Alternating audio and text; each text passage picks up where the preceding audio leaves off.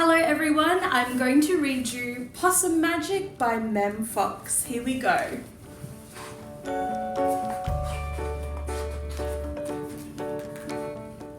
Once upon a time, but not very long ago, deep in the Australian bush lived two possums. Their names were Hush and Grandma Poss. Grandma Poss made bush magic. She made wombats blue and kookaburras pink. She made dingoes smile and emus shrink. But the best magic of all was the magic that made Hush invisible.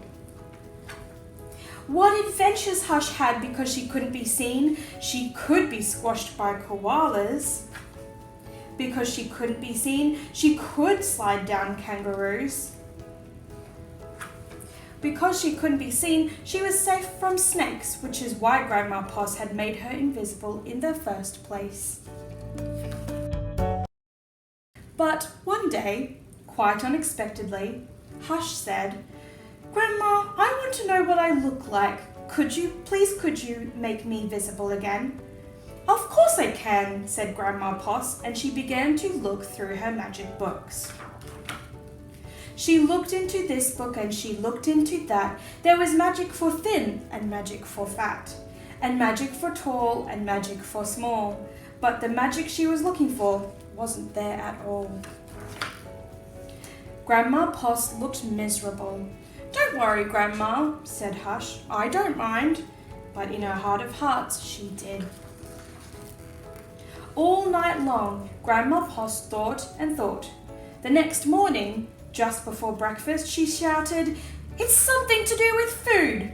People food, not possum food, but I can't remember what. We'll just have to try and find it." So later that day, they left the bush where they had always been to find what it was that would make Hush sing. They ate Anzac biscuits in Adelaide, Mornay and Minties in Melbourne, steak and salad in Sydney, and pumpkin scones in Brisbane. Hush remained invisible. "Don't lose heart," said Grandma Poss. "Let's see what we can find in Darwin." It was there, in the far north of Australia, that they found a Vegemite sandwich. Grandma Poss crossed her claws and crossed her feet. Hush breathed deeply and began to eat. "A tail!" shouted both possums at once, for there it was, a brand new visible tail. Later, on a beach in Perth, they ate a piece of pavlova. Hush's legs appeared. So did her body.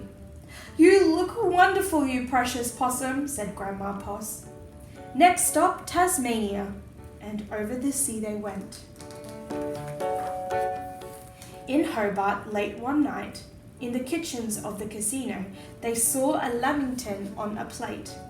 Hush closed her eyes and nibbled. Grandma Poss held her breath and waited. "It worked, she cried, and she was right. Hush could be seen from head to tail.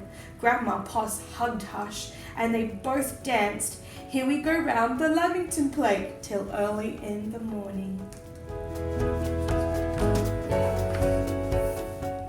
From that time onwards, Hush was visible.